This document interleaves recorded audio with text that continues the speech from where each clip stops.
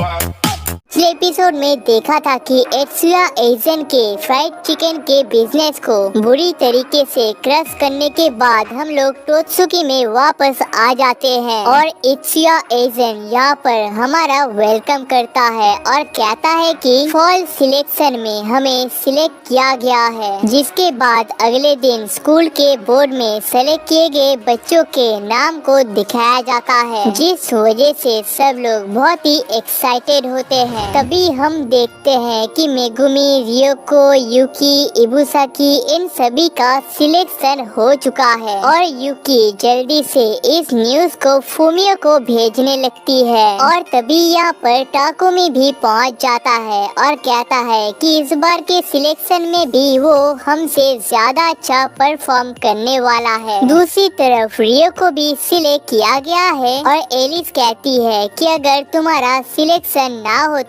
तो तुम्हें मेरे ग्रुप से निकाल दिया जाता। और तभी उरारा कावाशिमा आकर अनाउंसमेंट को स्टार्ट करती है और उरारा को देखकर सारे बच्चे फिर से एक्साइटेड होने लगते हैं। अब अगर आप लोग बोर्ड को ध्यान से देखोगे तो आपको पता चलेगा कि स्टूडेंट को ए और बी दोनों बोर्ड में डिवाइड किया गया है। अब ए और बी ग्रुप के अंदर अलग अलग मैचेस होने वाले हैं और जो यहाँ से आगे आएगा वो लोग फाइनल में चले जाएंगे। अब कहा जाता है कि यहाँ पर कई सारे वीआईपी कस्टमर्स भी आने वाले हैं जिनके सामने हम अपना टैलेंट दिखा सकते हैं और इसके प्रिपरेशन के लिए पूरे समर के टाइम को दिया गया है। अब इन सारे बातों को सुनकर सारे बच्चे बहुत ही एक्साइटेड हो जाते हैं और दूसरी तरफ एरिना भी हिसाको के सिलेक्शन के लिए उसे कांग्रेचुलेट कर देती है, लेकिन मन में सोचती है कि सोमा का तो कुछ करना पड़ेगा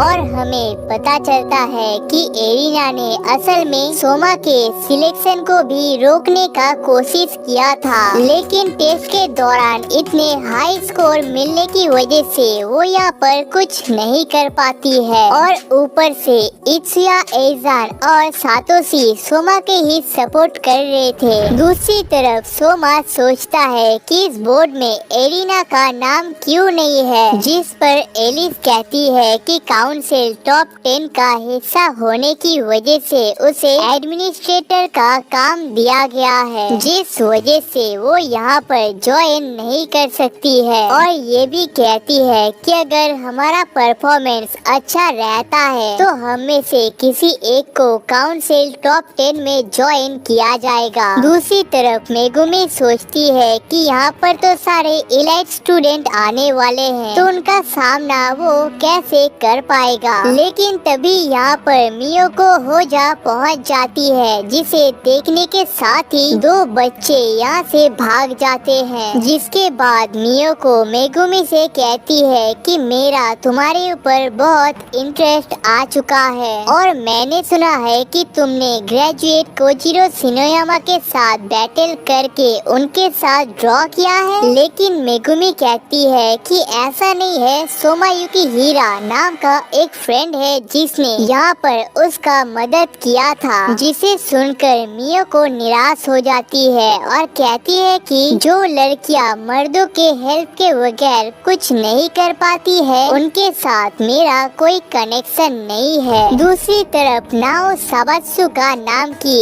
एक लड़की एरिना को बाइनोकुलर की मदद से देख रही होती है और ये लड़की एरिना की बहुत बड़ी फैन है, लेकिन हिसाको को देखने के साथ ही वो अचानक से चिढ़ जाती है। अब रात में सोमा बैटल के लिए अपने ब्लेड्स को तैयार कर रहा होता है और हमें पता चलता है कि ज़ेंजी अपने सीक्रेट डिश को तैयार कर रहा है। जिसके बाद अगले दिन गार्डन में काम करने के दौरान युकी एक लेटर को लाती है जिसमें करी क्विजीन लिखा गया है, जिसका मतलब है कि सिलेक्शन के पहले राउंड में हमें करी को ही बनाना पड़ेगा, जिस वजह से हम मेगुमी को लेकर एक जगह पर जाने लगते हैं। असल में सोमा के डैड ने उससे कहा था कि जून सियोमी नाम की एक टीचर है जिसे बेस्ट तरीके से करी को बनाना आता है, लेकिन सियोमी का घर बहुत ही पुराना होता है और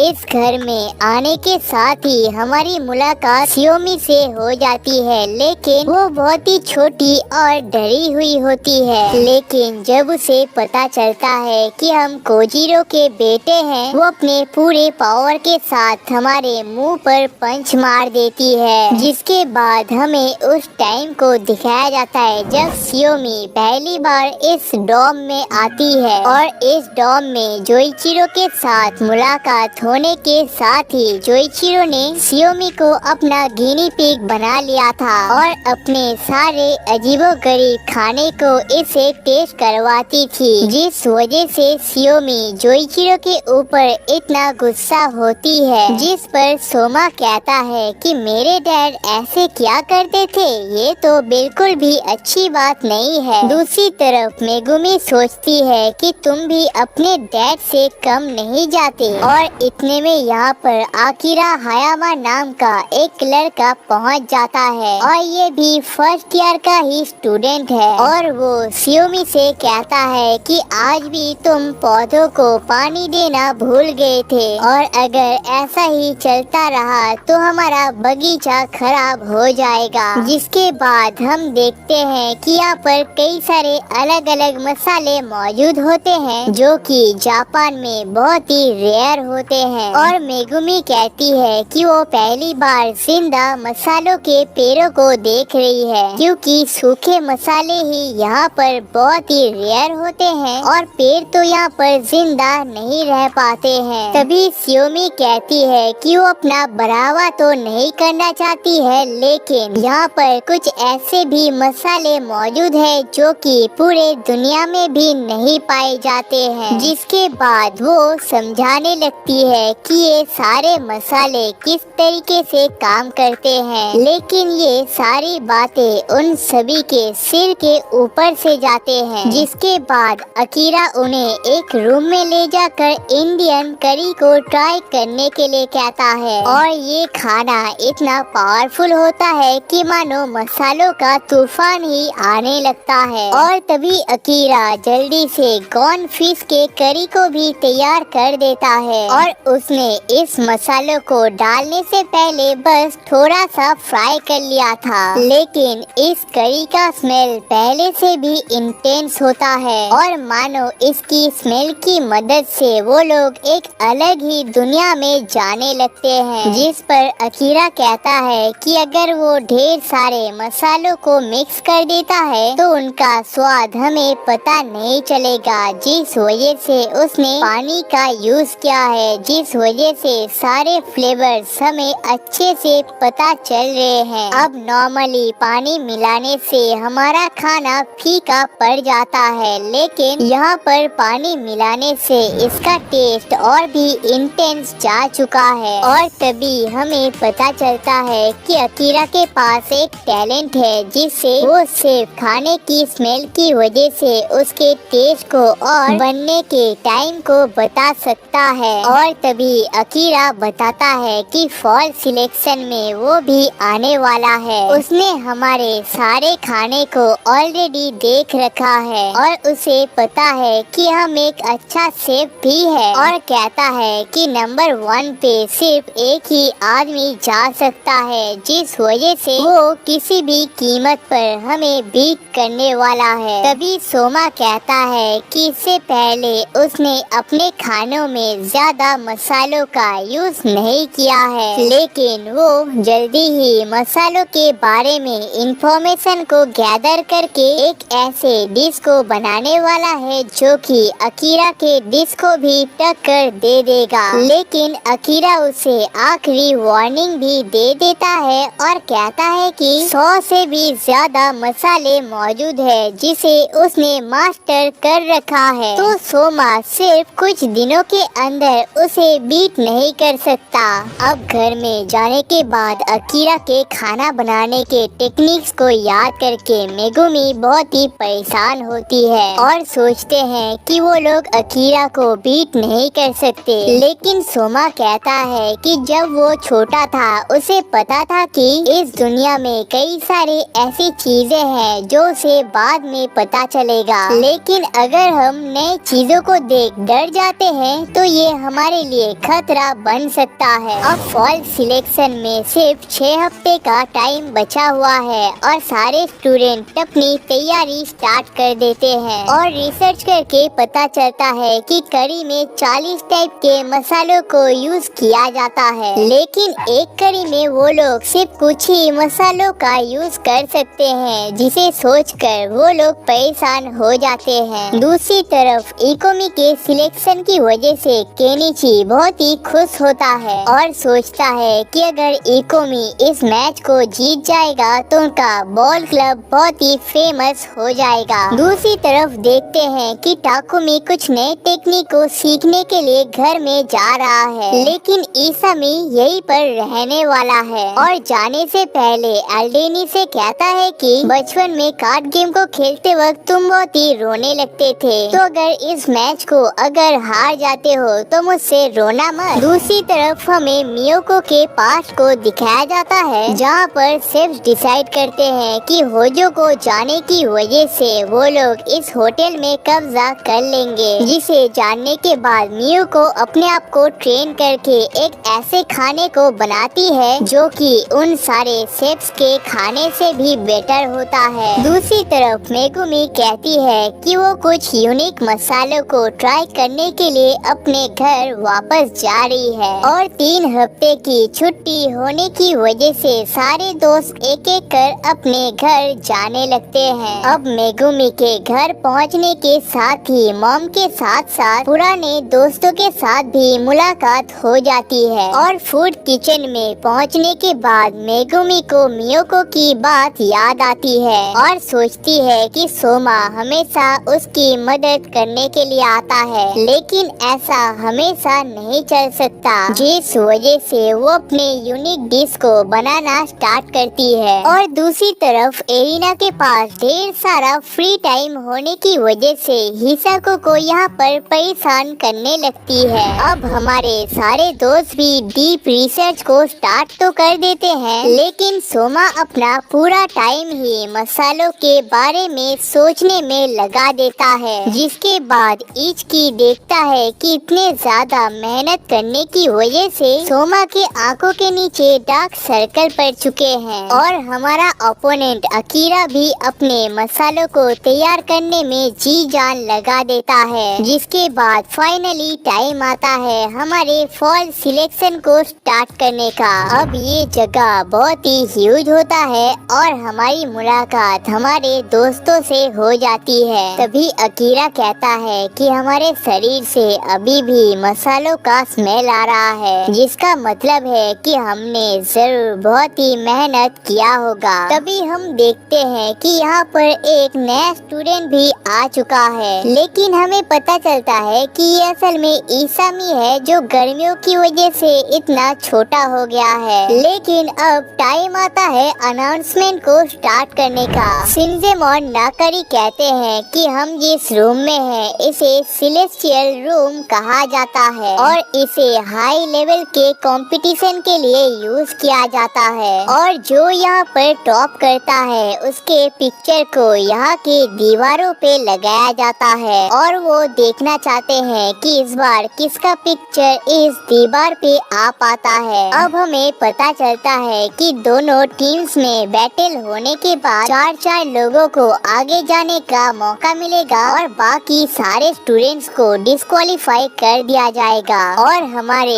करी क्विजीन को बनाने के लिए 3 घंटे का टाइम दिया गया है, जिसका मतलब है कि टाइम आता है कुकिंग को स्टार्ट करने का। और तभी हमें पता चलता है कि स्पेशल जज के तौर पर नात्सुमी सुंदेवारा को बुलाया गया है, जिसे करी क्वीन के नाम से जाना जाता है और बी ग्रुप में इसी की ट्विन सिस्टर ओरी सिंदेवारा को बुलाया गया है। अब साबात्सुका का खाना सबसे ज्यादा अजीब होता है और एलिस के गैजेट्स को तो इससे पहले किसी ने देखा ही नहीं है। अब हिसाको का खाना भी इंटरेस्टिंग होता है और युकी के फ्रेंड्स उसे चीयर करते हैं, लेकिन तभी यहाँ पर एक तेजी से स्मेल आता है जिससे पता चलता है कि अल्डेनी ब्रदर्स इटालियन डिश को बना रहे हैं डक फैट को यूज करके।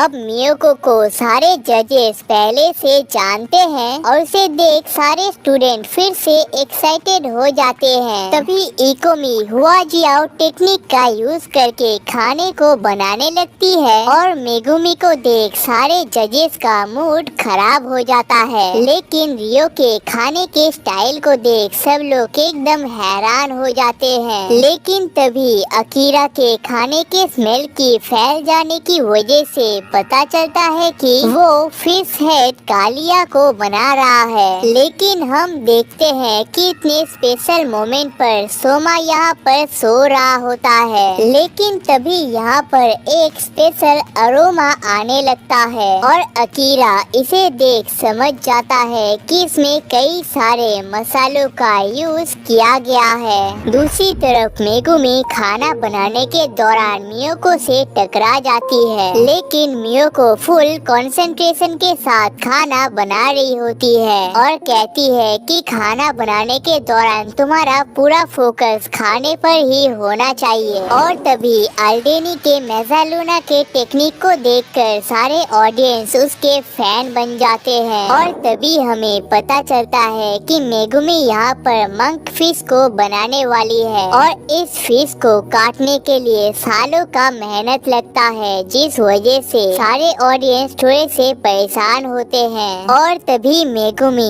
इसे काटने के लिए तैयार हो जाती है और सोचती है कि हमेशा सोमा उसे बचाने के लिए तैयार रहता था, लेकिन इस बार उसे खुद को प्रूफ करना है। और तभी हमें मेगुमी के पास को दिखाया जाता है, जहाँ पर मेगुमी एक फिशरमैन के पास जाकर सस्पेंडेड कटिंग टेक्निक को सिखाने के लिए कहता है, क्योंकि उसके दादाजी अपने रेस्टोरेंट में इस चीज को बेचा करते थे, लेकिन अब वो इस फिश को काटने के काबिल नहीं है। अब इस कटिंग टेक्निक को सीखना आसान तो नहीं होता है, लेकिन मेगुमी किसी तरीके से सीखने की प्रोसेस को जारी रखती है। और तभी प्रेजेंट टाइम में सस्पेंडेड कटिंग टेक्निक का यूज करके सारे बच्चों को इम्प्रेस करने लगती है और फाइनली मछली के सारे पीसेस अलग हो जाते हैं। अब यहाँ पर सिर्फ थोड़ा सा ही टाइम बचा हुआ है, जिस वजह से सारे स्टूडेंट को अपने खाने को प्रिपेयर करने को कहा जाता है। और अब जजमेंट का टाइम आ जाता है और सारे जजेस 20 मार्क्स दे सकते हैं, मतलब एक स्टूडेंट टोटल 100 मार्क्स ले सकता है और जिन चारों का सबसे ज्यादा मार्क्स होगा उन्हें आगे बढ़ा दिया जाएगा। अब यहाँ पर बहुत बड़े राइटर शिंजो आंडो और अंबानी जितना अमीर ओसाजी कीटा मौजूद होते हैं। अब पहला खाना ही उन्हें बहुत पसंद आता है और यहाँ पर मीट के साथ चाट मसाला को भी यूज किया है, जिस वजह से इसका टेस्ट इतना यूनिक लग रहा है और इसे बहुत अच्छे से टेंडर भी किया गया है। लेकिन इसके बावजूद इस बच्चे को 33 पॉइंट्स दिया जाता है और कहते हैं कि हम डेली यूनिक खाने को ही खाते रहते हैं, तो उनके सामने ये खाना तो कुछ भी नहीं है। जिसके बाद एक एक करके सारे स्टूडेंट को बुरे से बुरा मार्क्स दिया जाता है, जिसे देख सब लोग थोड़े से परेशान होने लगते हैं। लेकिन तभी यहाँ पर एक बेकार का स्मेल आने लगता है और ये इतना बेकार होता है कि स्टूडेंट भी इसे झेल नहीं पाते हैं। अब इस डिश को लक्सा जैसे स्क्विड के इंक से बनाया गया है और ब्लू ब्लैक फिश और सॉल्ट वाटर का यूज करके इसे कुसाया की तरह बनाया गया है। और तभी हमें पता चलता है कि इस खाने को साबात्सुका ने बनाया है और इसमें महीम फिश का भी यूज किया है। और तभी नात्सुमी कहती है कि जज होने के नाते उसे इस खाने को तो ट्राई करना ही पड़ेगा। ये खाना बहुत बदबूदार तो होता है, लेकिन टेस्ट में भी एकदम लाजवाब होता है। इसमें फर्मेंटेड श्रिम्प को मिलाया गया है और इसमें कुसिन के साथ लेमन ग्रास और कोकोनट का भी यूज किया गया है, जिससे इसका टेस्ट किसी को भी अपने माया जाल में फंसाने के लिए काबिल हो जाता है। अब इस खाने को बनाने का तरीका विच क्राफ्ट की तरह लग सकता है, लेकिन साबात्सुका को पता है कि उसके कस्टमरों को क्या खाना पसंद है, जिसके बाद नाओ साबात्सुका को 84 मार्क्स दे दिया जाता है। अब इसके बाद टाइम आता है हिसाको के खाने को टेस्ट करने का और तभी हमें पता चलता है कि हिसाको और साबात्सुकी ने एरिना के लिए इससे पहले भी फूड वॉर कर रखा है। अब हिसाको ने यहाँ पर मटन की मदद से सूप को बनाया है जो कि उतना इंटरेस्टिंग नहीं लगता है, लेकिन इसे खाकर पता चलता है कि इसमें नेचुरल ड्रग्स और हर्ब्स का यूज किया गया है और इसमें एंजेलिका रोमानिया जैसे कई सारे मसालों का यूज किया गया है, जिसे खाकर एंडोन जैसा सूखा लड़का भी किसी मार्शल आर्ट मूवी के हीरो की तरह बन जाता है। और हिसाको ने इन सारे खाने को 1 घंटे तक हर्ब्स के साथ बॉईल किया था। अब इस खाने में मेडिटेशनल टेक्निक का भी यूज किया गया है, जिसे कोई बीमार भी खाकर ठीक हो सकता है और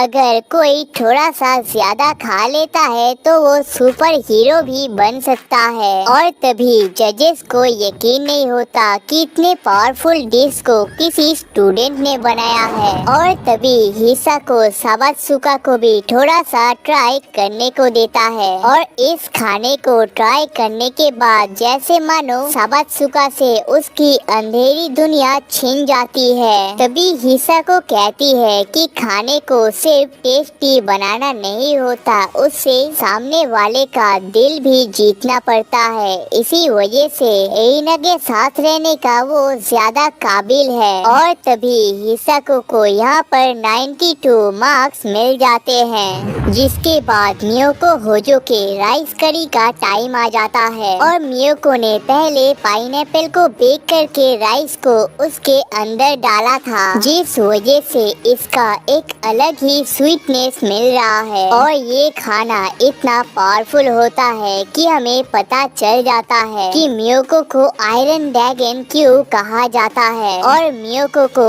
87 पॉइंट्स दे दिया जाता है। इसके बाद यूकी डक कटलेट को लाती है और इसके स्मेल से ही पता चल जाता है कि इसे ग्लूमी बनाने के लिए डक फैट का यूज किया गया है और इस खाने में मेलन का यूज करके फ्रेंच स्टाइल में बनाने का कोशिश किया गया है और यूकी के इस फ्री स्टाइल कुकिंग की वजह से ओसाजी की तरफ से काम करने का ऑफर मिल जाता है, जिसके बाद 86 पॉइंट के साथ यूकी को 3rd पोजीशन मिल जाता है। जिसके बाद टाइम आता है अल्डेनी ब्रदर्स के खाने को ट्राई करने का। अब इसामी ने कालजोन को बनाया है, जिसके अंदर असल में खाने को रखा जाता है और इस कालजोन के अंदर करी को डाला गया है, मतलब यहाँ पर इटालियन और जापानी स्टाइल को मिक्स किया गया है। इस खाने का क्रंचीनेस टॉप पॉइंट पे होता है क्योंकि इसमें ग्रेप्स के जैम को यूज किया गया है। अब टोमेटो के साथ मसालों को मिलाया तो गया है, लेकिन इसमें थोड़े से भी वाटर का यूज नहीं किया गया है, जिस वजह से इस खाने का बिजीनेस डायरेक्ट उनके ऊपर हिट करता है और देख के ऐसा लगता है कि इसामी के पावर को उसका भाई भी हरा नहीं सकता। जिसके बाद इसामी को 87 मार्क्स दिया जाता है। लेकिन अब टाइम आता है टाकुमी के खाने को ट्राई करने का और उसने यहाँ पर पास्ता को बनाया है, लेकिन इसामी के इतने यूनिक खाने को ट्राई करने के बाद ये खाना थोड़ा सा बोरिंग लगता है। लेकिन इस पास्ता में टोमारी सॉस का यूज किया गया है जो कि बहुत ही गहरा होता है और इसके बीफ और हर्ब्स की वजह से दिमाग के ऊपर थंडर अटैक आने लगता है। तभी पता चलता है कि इस पास्ता को 3 लेयर्स के साथ बनाया गया है और इसके अंदर पार्मेजान चीज को ऐड किया गया है। अब पार्मेजान चीज और टोमारी की वजह से ये खाना बहुत ही बैलेंस्ड होता है और इसका रिचनेस इसका नंबर 1 पॉइंट होता है, जिससे हमें पता चलता है कि टाकुमी हमेशा अपने सीक्रेट वेपन को शार्प ही रखता है। जिसके बाद हमें अल्डेनिस के पास को दिखाया जाता है, जहाँ पर इसामी रो रहा होता है क्योंकि हर कोई सिर्फ टाकुमी के खाने को ही खाना चाहता है, लेकिन टाकुमी कहता है कि मोजा लूना उसका फेवरेट वेपन है जिसे चांद के साथ कंपेयर किया जाता है, लेकिन दो मुजालुना एक साथ आकर ही चांद को क्रिएट कर सकते हैं और वो दोनों मिलकर इस मून को क्रिएट करने वाले हैं। और इसी के साथ इसामी को पता होता है कि वो अपने भाई को हरा नहीं सकता, लेकिन वो खुश होता है कि उसे इसके जैसा भाई मिल पाया है। और तभी टाकुमी 90 पॉइंट्स के साथ नंबर 2 पे आ जाता है। और अब सबसे स्पेशल खाना यानी कि एलिस नाकरी की बारी आ जाती है, लेकिन ये करी इतना यूनिक होता है कि लोगों को यकीन ही नहीं होता है कि इसे खाया जा सकता है। और इस करी को खाने के बाद सारे जजेस शांत हो जाते हैं और समझ नहीं पाते हैं कि इसे कैसे बनाया गया है। असल में इस खाने को एस्ट्रोनॉमी टेक्निक का यूज करके बनाया गया है। ये ग्रीन पार्ट असल में पाई है, व्हाइट पार्ट को पोटैटो और 6 चीज से बनाया गया है और येलो पार्ट को फ्रॉग्राउ कहा जाता है। और फाइनली इनमें सोडियम को मिलाकर स्टेबल किया गया है। मतलब एरिना किसी फूड साइंटिस्ट से कम नहीं है। और इस खाने में मिनरल्स इतने डाइवर्सिफाई होते हैं कि जजेस अभी भी इसके बारे में कुछ नहीं कह सकते हैं, जिस वजह से इस खाने को 96 मार्क्स देने के साथ ये खाना नंबर 1 पे चला जाता है, जिसका मतलब है कि सिर्फ मेगुमी ही यहाँ पर बचा हुआ है, जिसे देख सारे जजेस बहुत ही निराश होते हैं। लेकिन तभी हम देखते हैं कि सारे फिशरमैन यहाँ पर मेगुमी को चीयर अप करने के लिए आए हैं। अब मेगुमी ने मोंक फिश डोपुकिरो राइस को बनाया है और इस खाने में मसालों के साथ मिसो साके को भी मिलाया गया है। और मेगुमी ने इस खाने में होम टाउन के सब्जियों को भी मिलाया है, जिस वजह से इस खाने से घर का फील आता है। और मेगुमी कहती है कि उसका सारा टाइम सिर्फ इस खाने को बैलेंस करने में ही जा चुका है, जिस वजह से ये खाना इतना रिलैक्सिंग लग रहा है। अब मेगुमी के इस टैलेंट को उसकी मॉम बहुत पहले ही समझ गई थी, जिस वजह से उन्होंने ही मेगुमी को इस एकेडमी में आने के लिए कहा था। और मेगुमी के फिशर पार्टनर्स भी उसके ऊपर बहुत भरोसा किया करते थे, लेकिन यहाँ पर आने के बाद मेगुमी का स्किल किसी को भी बीट करने के काबिल नहीं होता है, जिस वजह से मेगुमी अपने पूरे टाइम को अपने स्किल को इम्प्रूव करने में और रोने में लगा देती है। जिसके बाद 88 पॉइंट्स के साथ मेगुमी को 4th नंबर पे दिया जाता है। लेकिन दूसरी तरफ के जजेस इतने टफ होते हैं कि कई सारे स्टूडेंट को 0 मार्क्स भी दिए जाते हैं। जिसके बाद टाइम आता है रियो के खाने को ट्राई करने का। अब यहाँ पर लॉबस्टर करी को बनाया गया है, लेकिन ऐसे कंपटीशन में ऐसे डिशेस बहुत ही रेयर देखने को मिलता है, लेकिन इसे खाकर जैसे मानो उनके होश ही उड़ जाते हैं। इस खाने में सैंडलवुड और कोनियाक को मिलाकर रेस फीलिंग देने का कोशिश किया गया है और इस कोनियाक को नेपोलियन के स्टाइल से इंस्पायर होके बनाया गया है। दूसरी तरफ एरिना को वो टाइम याद आता है जब एलिस ने पहली बार उसे रियो के साथ मुलाकात करवाया था। तभी रियो कुछ मेडिसिन को लेकर अपने हेडबैंड को पहन लेता है, जिसके बाद रियो कहता है कि स्टिंग को लॉबस्टर के साथ मिला के आपको इसे निगलना पड़ेगा।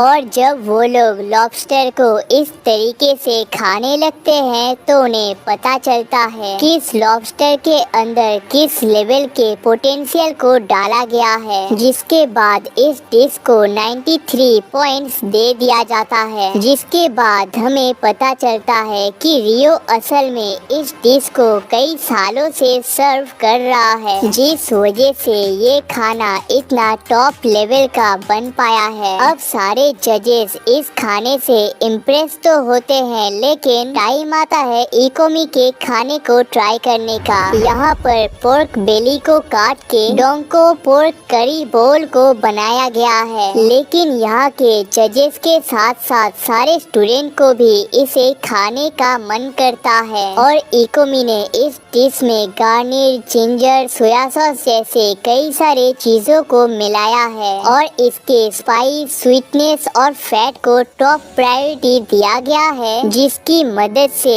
ये इतना फिल्टी फील हो रहा है। और इस मीट में बीन टोंगा ऑयल को मिलाया गया है, जिससे इस मीट को खाना और भी आसान बन गया है। जिसके बाद 86 पॉइंट के साथ इकोमी नंबर 2 पे आ जाती है और इकोमी सोमा को शुक्रिया अदा कर लेता है और कहता है कि तुमने ही कहा था कि एक बॉल को पूरा कंप्लीट होना चाहिए और मैंने इसी टेक्निक को यहाँ पर यूज किया है। अब टाइम आता है रियोको के करी को ट्राई करने का, लेकिन तभी हमें पता चलता है कि इस नाटो का थिकनेस नॉर्मल नाटो से बहुत ही ज्यादा है और असल में रियोको ने इन नाटोस को हॉटनेस के पास पानी देकर इस तरीके से बनाया है और रियोको ने इस सोया सॉस में कोजी को मिलाकर एक बेस देने का कोशिश किया है। और अगर कोई इतने सारे फर्मेंटेशन के टेक्निक को मिलाकर कोई डिश को तैयार कर पाता है तो ये कोई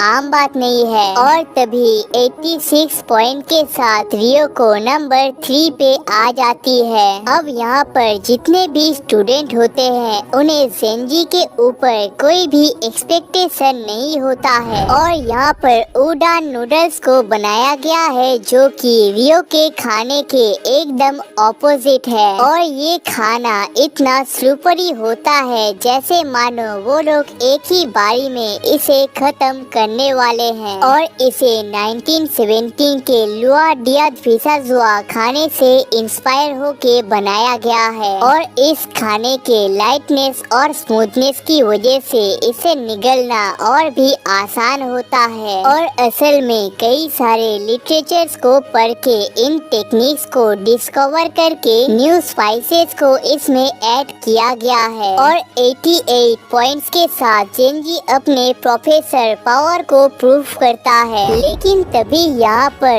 एक स्ट्रॉन्ग अरोमा आने लगता है जिसे सुन इबुसाकी ने बनाया है। यहाँ के सारे खाने को स्मोक की मदद से बनाया गया है और खाने में एप्पल मसाला की मदद से इसे पैक किया गया है। और यहाँ के मीट के साथ छोटे एग्स पर भी पूरा फोकस दिया गया है और आखिर में सीवीड सॉल्ट पर स्मोकिंग का यूज करके इसे फाइनल टेक्सचर दिया गया है, जिसका मतलब है कि प्रिंस ऑफ स्मोक ने पूरे डिश के चीजों को ही मैनिपुलेट किया है। और सून को भी 88 पॉइंट्स दे दिया जाता है। और इसके बाद टाइम आता है अकीरा हायामा के खाने को ट्राई करने का और सियोमी को याद आता है कि जब वो एक शॉप में मसालों को लेने के लिए गई थी तब पहली बार उसका मुलाकात अकीरा के साथ हुआ था। अब जजेस ने सोचा था कि यहाँ पर फिश हेड कालिया खाने को मिलेगा, लेकिन यहाँ पर उनके सामने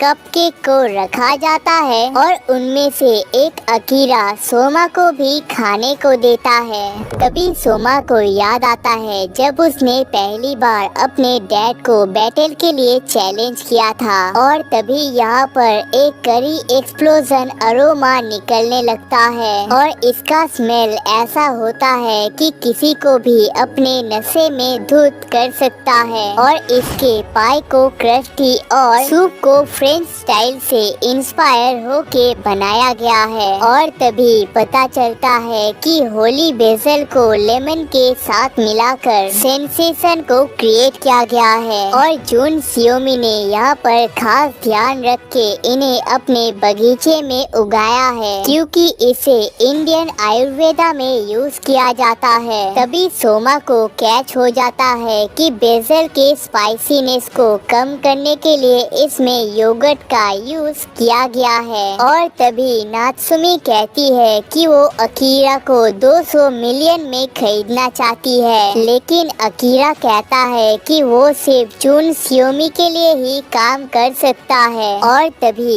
इस खाने के डिलीशियसनेस की वजह से जैसे मानो उनके सिर पे लेजर बीम से अटैक होता है, जिसके बाद 94 पॉइंट्स के साथ अकीरा को नंबर 1 स्पॉट दे दिया जाता है, जिससे हमें से पता चलता है कि 2 जजेस ने अकीरा को फुल मार्क्स दिए हैं और दूसरी तरफ ए ब्लॉक के सारे बैटल्स खत्म होने की वजह से वो सारे लोग यहाँ पर आने लगते हैं और यहाँ के हार्डकोर वेदर को देखने के बाद वो सब लोग अचानक से शॉक हो जाते हैं, जिसके बाद फाइनली टाइम आता है सोमा के डिश को ट्राई करने का। अकीरा सोचता है कि इस लड़के को कुछ दिन पहले तक मसालों का एम भी नहीं आता था, तो ये लड़का यहाँ पर इतना कॉन्फिडेंट कैसे हो सकता है। और सोमा ने असल में यहाँ पर ऑमलेट को बनाया है और ये सेम ऑमलेट होता है जैसे उसने ट्रेनिंग कैंप के दौरान बनाया था, लेकिन तभी यहाँ पर एक फ्लेवर्स का तूफान आने लगता है, जिससे पता चलता है कि इसके अंदर रोज़ोटो को डाला गया है और इसका स्मेल इतना इनक्रेडिबल होता है कि स्टूडेंट को भी इस खाने की तरफ लालच आने लगता है। लेकिन तभी सोमा का रेजिंग बोल फ्लेवर उनके मुंह पे पंच मार देता है। अब ऑयस्टर सॉस, रोज़ोटो के क्रीमीनेस और रिच राइस कोटिंग की वजह से जैसे मानो यहाँ पर फ्लेवर्स के वेव्स आने लगते हैं। अब यहाँ पर जितने भी मसाले होते हैं उन्हें अकीरा पहले ही गेस कर लेता है, लेकिन जो इनका मेन पॉइंट होता है उसे अकीरा गेस नहीं कर पाता है। लेकिन तभी वो फील कर पाता है कि इसके फ्लेवर्स के लिए मैंगो चटनी का यूज किया गया है। अब मैंगो को मेन इंग्रेडिएंट बनाने के बावजूद सोमा ने चटनी को इसलिए यूज किया है क्योंकि उसका डेप्थ नॉर्मल से ज्यादा होता है और इस डिश को सोमा ने इंडियन डिश से इंस्पायर होके बनाया है। तभी सातोशी कहता है कि ट्रेनिंग कैंप के दौरान ऑमलेट बनाने की वजह से ही सोमा इस एकेडमी से निकलने वाला था और एक बारी एप्पल को मेन इंग्रेडिएंट बनाने की वजह से वो अपने डैड से फूड बैटल हार चुका है। लेकिन यहाँ पर उन दोनों डिशेस को कंपाइल करके एक ऐसे डिश को बनाया गया है जिसे जजेस अपने हाथ से उतार ही नहीं सकते हैं। अब अकीरा का सेंटेड वेपन भी कोई आम नहीं होता है, जिस वजह से वो दोनों हायर पोजीशन के लिए आपस में फाइट करने लगते हैं। लेकिन तभी 93 पॉइंट्स को देकर सोमा को रियो के साथ ड्रॉ कर दिया जाता है। मतलब नंबर 1 स्पॉट अभी भी अकीरा के पास है। लेकिन स्कोर्स को देखकर पता चलता है कि तीनों जजेस को सोमा का खाना ज्यादा पसंद आया है, जिसका मतलब है कि अगर यहाँ पर फूड वॉर के रूल्स को अप्लाई किया जाए तो सोमा यहाँ पर जीत रहा है। जिसके बाद वो जजेस भी आपस में फाइट करने लगते हैं कि किसे असल में टॉप में जाना चाहिए था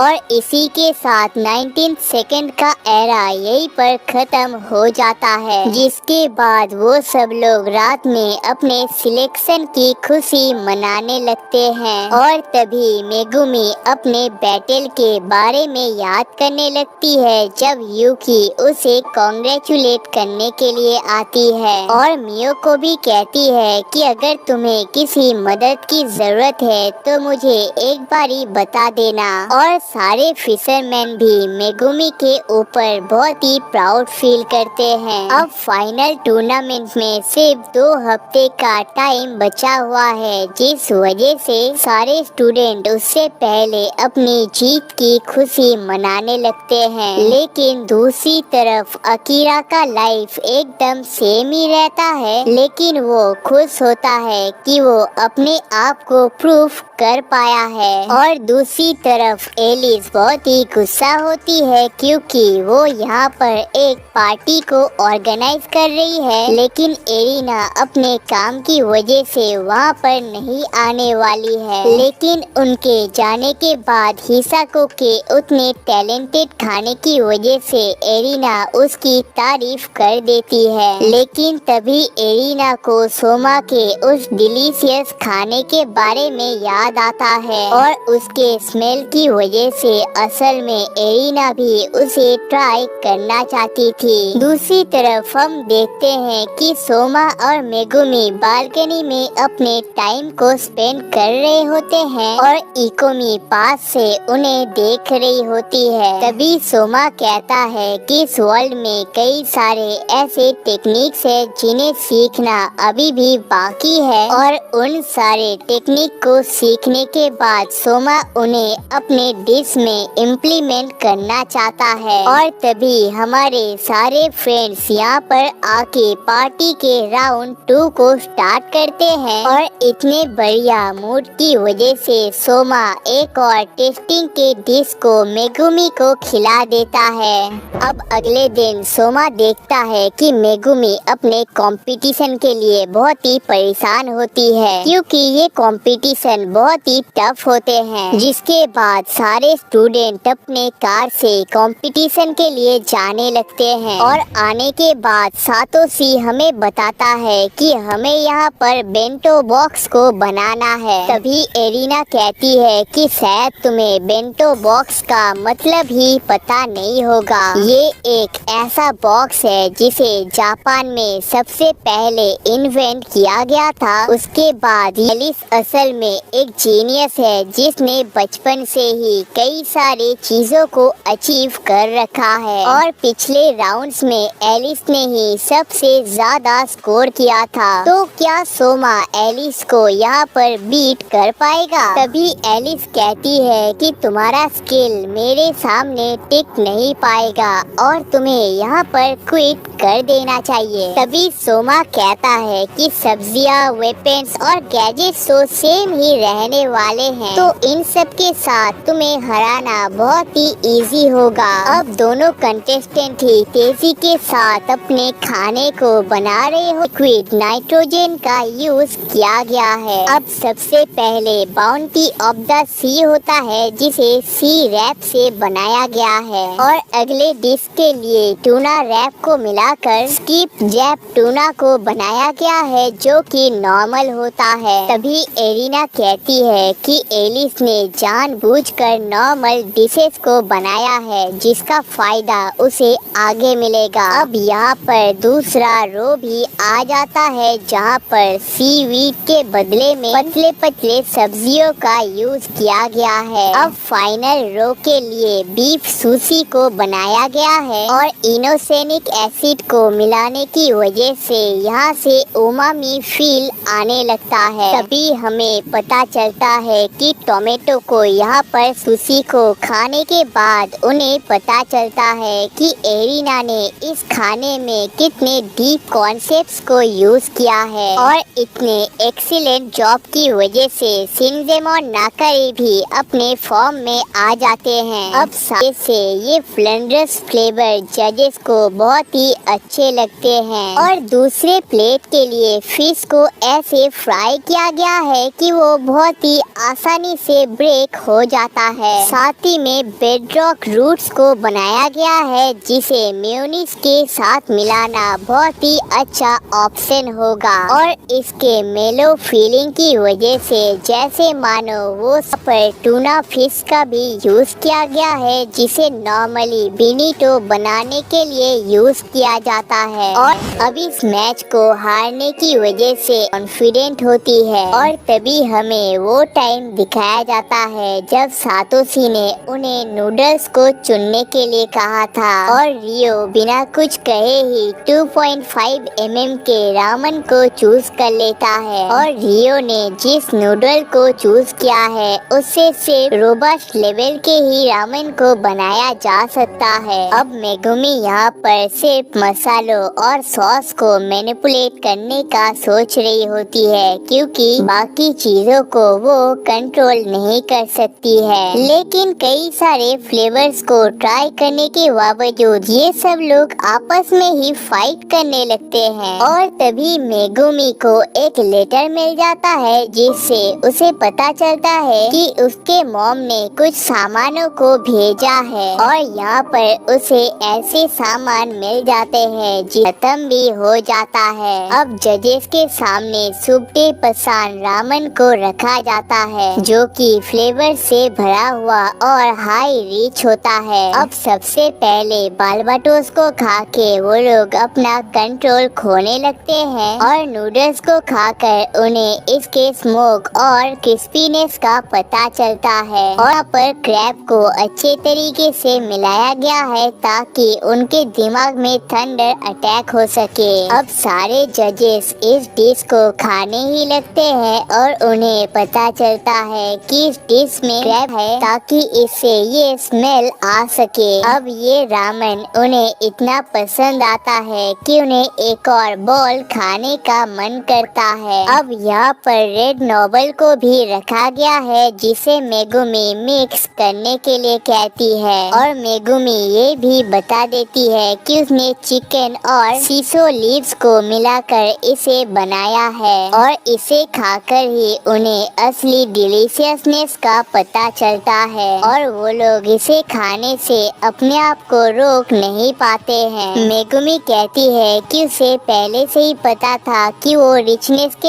ऐसा लगता है कि उन दोनों ने ही अपने सीक्रेट पोकेमोन को निकाल कर यहाँ पर पोकेमोन बैटल को स्टार्ट कर दिया है और जो भी यहाँ पर जीतेगा उसे विनर घोषित कर दिया जाएगा।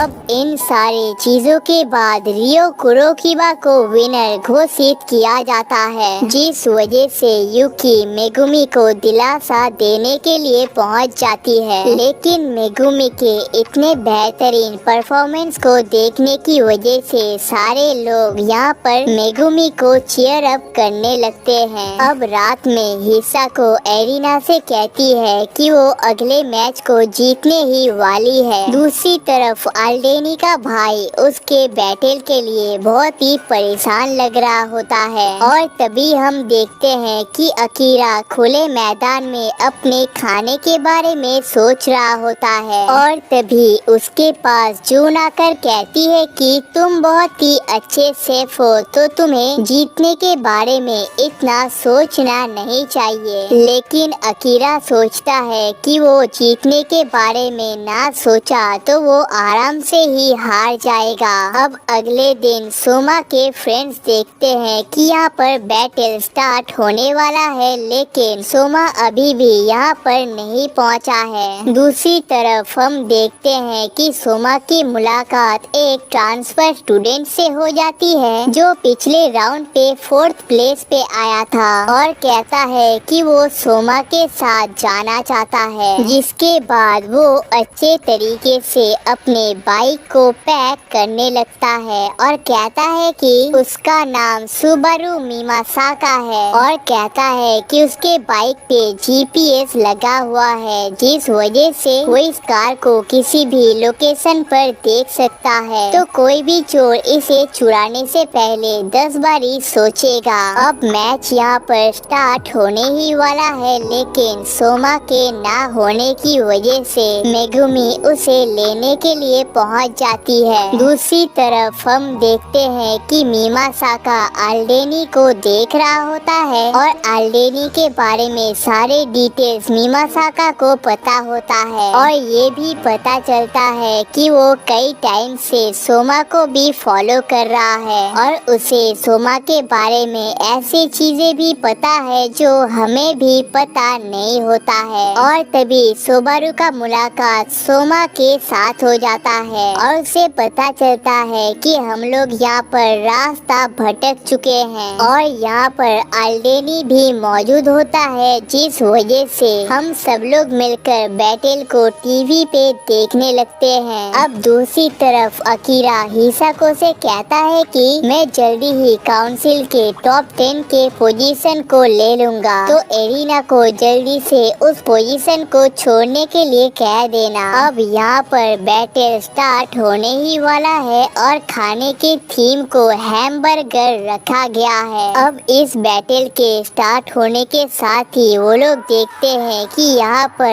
एक जिंदा टर्टल होता है। अब हमारी खतरनाक हिसा को इसके सेल को काट के इसके अंदर साके को डालने लगती है और इस प्रोसेस के दौरान वो किसी डेविल की तरह लगती है और तभी इसे फ्लेवरफुल बनाने के लिए यहाँ पर मसालों को भी बॉईल करने लगती है। दूसरी तरफ हम देखते हैं कि हिसाको को बीट करने के लिए अकीरा कबाब को यूज करने वाला है, जो जो कि ऑलरेडी ही बहुत ही यूनिक लग रहा होता है। अब हिसा को यहाँ पर अपने पास्ट को याद करने लगती है, जब वो एरिना के साथ खेला करती थी और उसके लाइफ का एक ही विश था कि वो एरिना के साथ रहना चाहती है। और हिसाको के खाना बनाने के तरीके को देख ऐसा लगता है कि वो इसे पूरा करने के लिए कुछ भी कर सकती है। अब सारे जजेस के सामने टोरिस बर्गर को रखा जाता है और इसे खाने के बाद ये इतना फ्लफी होता है कि जैसे मानो उनके शरीर से आग दौड़ने लगती है। अब हिसाको ने टर्टल के सेल को डस्ट करके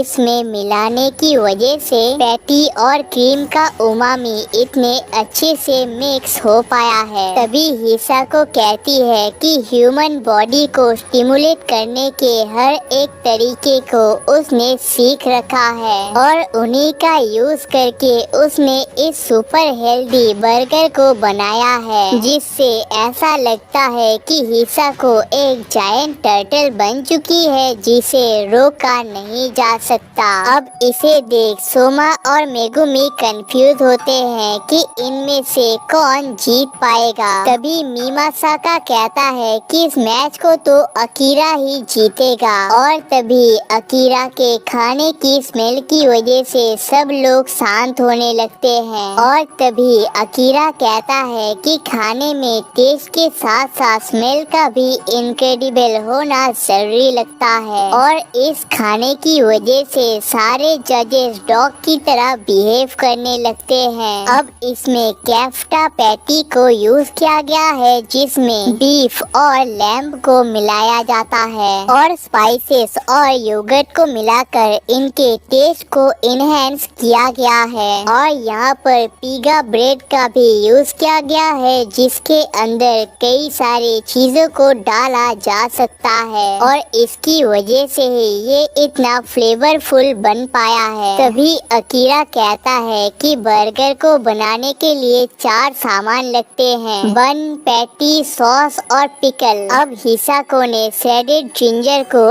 एज अ पिकल यूज तो किया है, लेकिन ये नॉर्मल पिकल से कुछ खास इंटरेस्टिंग नहीं होता है। लेकिन अकीरा ने पिकल के बदले मास्टर ऑलिव ऑयल से बने ऑनियन के अचार को यूज किया है, जिसके अंदर कई सारे मसालों के साथ साथ मैंगो पाउडर को भी ऐड किया गया है स्वीटनेस लाने के लिए। और इतने सारे स्पाइसेस और क्रिएटिवनेस के सामने शायद ही कोई अकीरा के पास टिक पाएगा। तभी अकीरा कहता है कि तुम्हारा खाना तो बढ़िया था, लेकिन तुम्हारे खाना बनाने का तरीका और मोटिवेशन मेरे सामने टिक नहीं सकता है। और तभी अकीरा हायामा को यहाँ पर विनर घोषित किया जाता है। अब दूसरी तरफ अल्डेनी सोमा से कहता है कि मैंने जब पहली बार तुम्हें बैटल के लिए चैलेंज किया था तो वो बैटल कंप्लीट नहीं हो पाया था, तो इस बार के बैटल को कंप्लीट करने के बाद वो हमें चैलेंज करने वाला है। और तभी ईजान आके हमें यहाँ से जाने के लिए कहता है। अब जाते वक्त मेगुमी कहती है कि मीमासाका ने मैच से पहले ही बता दिया था कि कौन यहाँ पर जीतने वाला है, लेकिन कोई इतना अच्छा प्रेडिक्शन कैसे कर सकता है। तभी ईजान कहता है कि मीमासाका के पास एक ऐसा टैलेंट है जिसके बारे में तुम्हें शायद पता भी नहीं होगा। अब दूसरी तरफ हम देखते हैं कि अल्डेनी मीमासाका के पास जाकर कहता है कि वो कई दिनों से नोटिस कर रहा है कि मीमासाका उसे फॉलो कर रहा है और वो इसका रीजन जानना चाहता है। लेकिन तभी मीमासाका अल्डेनी के वेपन पे च्युइंगम को लगाने लगता है और कहता है कि मुझे पता है कि तुम्हारा भाई किसी भी काम का नहीं है और उसकी वजह से ही तुम्हें हमेशा हार का सामना करना पड़ता है, तो ऐसे भाई को जिंदा ही क्यों रखना चाहिए। और तभी यहाँ के हॉल में अनाउंस होता है कि अल्डेनी और मीमासाका के बीच में जो बैटल होने वाला है उसे एक फूड वॉर माना जाएगा। और